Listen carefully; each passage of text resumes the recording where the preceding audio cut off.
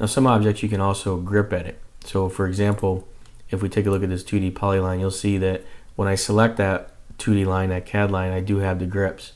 So I can grab this grip and change this location. I can grab this grip and move this object. I can do something like this. That's about all I can really do to this, is just come in here and manipulate the grips. If it's a piece of text, you'll see that I can actually rotate this object. I can use this grip here to scale it.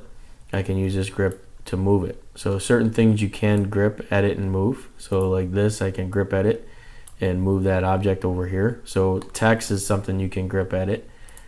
Over here I've got some blocks or some lines. You can see this one's not editable because I don't have a grip, but this one is. So if you have a grip on it, you can actually edit it and move it. But if you let me switch over to this, you'll see here that I don't have the ability to edit the object. So again, the only editing you're able to do in the viewer is basically some grip editing, very basic moving, rotating some text around. And if it's a 2D polyline, you're able to grip edit that polyline and move that as well.